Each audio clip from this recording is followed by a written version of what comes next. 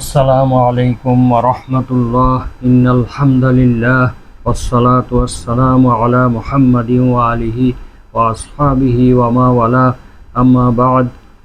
সম্মানিত দর্শক শ্রোতা, মুসলিম ভাই ও বোনেরা, মহাগ্রন্থ আল কোরআনের তাফসীর বর্ণনা অনুষ্ঠানের আজকের ৮৬তম পর্ব শুরু হতে যাচ্ছে। আজকের পর্বে পবিত্র কোরআনের সূরা বাকারার ৯০ নম্বর আয়াতের সংক্ষিপ্ত তাফসীর বর্ণনা করা হবে ইনশাআল্লাহ।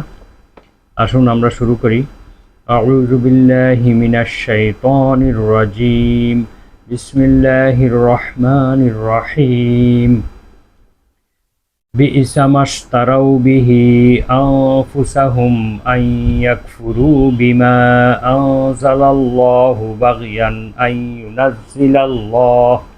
أن ينزل الله من فضله على من يشاء من عباده فباءوا بغضب على غضب وللكافرين عذاب مهين صدق الله العظيم। সূরা আল বাকারা আয়াত নম্বর ৯০। মহান আল্লাহ তাআলা এই আয়াতে ইরশাদ করেন, যার বিনিময়ে তারা নিজেদেরকে বিক্রি করেছে তা কতই না নিকৃষ্ট। বিইসামা কতই না নিকৃষ্ট, ইশতারাউ বিহি আনফুসাহুম যার বিনিময়ে তারা নিজেদেরকে বিক্রি করেছে এটা কতই না নিকৃষ্ট। আইয়াকফুরু বিমা আনজালাল্লাহু বাগয়ান যেহেতু তারা আল্লাহ যা নাজিল করেছেন তা অস্বীকার করেছে শত্রুতা এবং বিদ্বেষ বশত, এজন্য যে আল্লাহ স্বীয় বান্দাদের মধ্যে যার প্রতি ইচ্ছা অনুগ্রহ অবতীর্ণ করেছেন। আই ইউনাজ্জিলাল্লাহু আল্লাহ তাআলা অবতীর্ণ করেছেন মিন ফাদলিহি তার অনুগ্রহ, আলা মাই আশাউ মিন ইবাদিহ তার বান্দাদের মধ্যে যার উপরে ইচ্ছা তার উপরে আল্লাহ অনুগ্রহ অবতীর্ণ করেছেন। এই কারণে বিদ্বেষবশত তারা নিজেদেরকে আল্লাহ যা নাজিল করেছেন তা অস্বীকার করার মাধ্যমে নিজেদেরকে বিক্রি করেছে। ফাবাউ বিগদবিন আলা গদব অতঃপর তারা ক্রোধের উপর ক্রোধের মধ্যে পতিত হয়েছে। ওয়ালিল কাফিরিনা আযাবুম মুহিন আর অবিশ্বাসীদের জন্য রয়েছে অপমানজনক শাস্তি। এ হচ্ছে আয়াতের সরল বঙ্গানুবাদ। এই আয়াতের সংক্ষিপ্ত তাফসীর হচ্ছে তাদের উপরে অভিশাপের উপর অভিশাপ। কী কারণে? কারণ হচ্ছে ইহুদি বা বনী ইসরাঈলগণ যারা রাসূলুল্লাহ সাল্লাল্লাহু আলাইহি ওয়াসাল্লামের সত্যতা স্বীকারের পরিবর্তে তাকে মিথ্যাবাদী প্রতিপন্ন করে এবং তার প্রতি ঈমান আনার পরিবর্তে তার সঙ্গে কুফরি করে, তাকে সাহায্য করার পরিবর্তে তার বিরুদ্ধাচরণ এবং শত্রুতা পোষণ করে। আর এই কারণে তারা নিজেদেরকে আল্লাহর যে রোষানলে নিক্ষেপ করেছে, আল্লাহর ক্রোধের মধ্যে নিজেদেরকে নিক্ষেপ করেছে, তা অত্যন্ত নিকৃষ্ট কাজ, অত্যন্ত জঘন্য উপায়, যা তারা উত্তম জিনিসের পরিবর্তে গ্রহণ করেছে। তাদের জন্য উত্তম কাজ ছিল যে আল্লাহর রাসূলকে মেনে নেয়া এবং আল্লাহর রাসূলকে যে নবুয়ত দিয়েছে, যেই বংশেই তাকে প্রেরণ করা হোক না কেন তাকে মেনে নেওয়া, তার আনুগত্য করা, এটা তাদের জন্য উত্তম কাজ ছিল। কিন্তু তারা এই উত্তম কাজের বিনিময়ে নিকৃষ্ট শত্রুতাকে, বিদ্বেষ পোষণকে তারা বেছে নিয়েছে। এর কারণ শুধুমাত্র হিংসা বিদ্বেষ, অহংকার এবং অবাধ্যতা ছাড়া আর কিছুই নয়। তাদের মনের মধ্যে হিংসা যে কেন রাসূলুল্লাহ সাল্লাল্লাহু আলাইহি ওয়াসাল্লামকে তাদের বংশে প্রেরণ করা হলো না, কেন তিনি আরব দেশে প্রেরিত হয়েছেন, এই কারণে হিংসা বিদ্বেষ এবং অহংকার অবাধ্যতার কারণে তারা এই কাজগুলি করেছে। রাসূলুল্লাহ সাল্লাল্লাহু আলাইহি ওয়াসাল্লাম তাদের মধ্য থেকে না হয়ে আরবদের মধ্য থেকে হয়েছিলেন। এই কারণেই তারা তার থেকে মুখ ফিরিয়ে নেয়, তাকে সহযোগিতা করার পরিবর্তে তার সঙ্গে শত্রুতা পোষণ করে, বিদ্বেষ পোষণ করে। অথচ আল্লাহর উপরে পরম বিচারক আর কেউ নেই। রিসালতের হকদার কে হবে, নবুয়ত এবং রিসালতের উপযুক্ত কে, তা আল্লাহই ভালোভাবে জানেন। তিনি তার দান এবং অনুগ্রহ তার বান্দাদের মধ্যে যাকে ইচ্ছা তাকে দিয়ে থাকেন। বিশেষ করে এই নবুয়ত নামক, রেসালত নামক এই নিয়ামত যে বান্দা উপযুক্ত তিনি তাকেই দিয়ে থাকেন।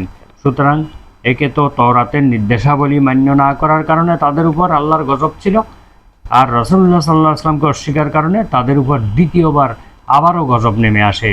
এই জন্য আল্লাহ বলছেন ফাবা উ, তারা পতিত হয়েছে বিগদবিন আলা গদব, একটি গজবের উপর আরেকটি গজবের মধ্যে তারা পতিত হয়েছে। তারা হিংসা বিদ্বেষের বশবর্তী হয়ে রাসূলুল্লাহ সাল্লাল্লাহু আলাইহি ওয়াসাল্লামের নবুয়তকে অস্বীকার করেছিল এবং এই হিংসা বিদ্বেষের প্রকৃত কারণ ছিল তাদের অহংকার। এজন্যই তাদেরকে লাঞ্ছিত এবং অপদস্থ করা হয়েছিল, যেন পাপের পূর্ণ প্রতিদান হয়ে যায়। আল্লাহ তাআলা অন্য আয়াতে বলেন, ইন্নাল্লাযীনা ইয়াস্তাকবিরুনা আন ইবাদাতি সায়াদখুলুনা জাহান্নামা দাখিরিন। সূরা মুমিন আয়াত নম্বর 60। আল্লাহ তাআলা বলেন, যারা আমার আনুগত্য করতে বা আমার দাসত্ব করতে, আমার ইবাদত করতে অহংকার করবে, তাদেরকে অবশ্যই লাঞ্ছিত করে তাদেরকে জাহান্নামে প্রবেশ করানো হবে। কিয়ামতের দিন অহংকারী লোকদেরকে মানুষের আকৃতিতে পিঁপড়ার মতো ক্ষুদ্র করে উঠানো হবে। এই সংক্রান্ত একটি হাদিস তিরমিজি এবং আহমদ শরীফ থেকে আমরা আলোচনা করব। আন আব্দুল্লাহ ইবনে আমরিন রাদিয়াল্লাহু আনহু, বিখ্যাত সাহাবী আব্দুল্লাহ ইবনে আমর রাদিয়াল্লাহু আনহু থেকে বর্ণিত, আন্নান নবিয়্যা সাল্লাল্লাহু আলাইহি ওয়াসাল্লাম কল, তিনি বলেন, নিশ্চয় নবী করিম সাল্লাল্লাহু আলাইহি ওয়াসাল্লাম ইরশাদ করেছেন, ইউহশারুল মুতাকাব্বিরুনা ইয়াউমাল কিয়ামাতি আমসালাদ দাররি ফি সুয়ারির রিজাল। কিয়ামতের দিন অহংকারী লোকদেরকে এমনভাবে উঠানো হবে হাসরের ময়দানে, কিয়ামতের দিন পিঁপড়ার মতো ছোট আকৃতিতে, কিন্তু মানুষের আকৃতি থাকবে তারা মানুষের মতো আকৃতি থাকবে, কিন্তু পিঁপড়ার মতো ক্ষুদ্র আকৃতিতে তাদেরকে উঠানো হবে। ইয়াগশাহুমুজ যুল্লু মিন কুল্লি মাকান, তাদের চারদিক থেকে অপমান এবং লাঞ্ছনা তাদেরকে ঢেকে ফেলবে, আচ্ছন্ন করে ফেলবে। ইউসাকুনা ফি সিজনিন ফি জাহান্নামা, তাদেরকে জাহান্নামের এমন একটি কারাগারের দিকে টেনে নেওয়া হবে, হাঁকিয়ে নেওয়া হবে। ইউসাম্মা বুলাস, সেই কারাগারের নাম হচ্ছে বুলাস। সেই কারাগার হচ্ছে এমন একটি কারাগার, তালুহুম নারাল আনিয়ার, সেই কারাগারে তাদের মাথার উপর দিয়ে আগুনের বিশেষ লেলিহান শিখা অবস্থান করবে। ওয়ায়ুসকাউনা মিন উসারাতি আহলিন নার, এবং তাদেরকে সেখানে পান করানো হবে জাহান্নামীদের গলিত রক্ত, পুঁজ এবং রক্তমাংস গলিত, সেই গলিত রক্তমাংসের নির্যাস তাদেরকে খাওয়ানো হবে, পান করানো হবে। তিনাতুল খাবাল, যার নাম হচ্ছে তিনাতুল খাবাল, এই জিনিসগুলো তাদেরকে পান করানো হবে এবং খাওয়ানো হবে।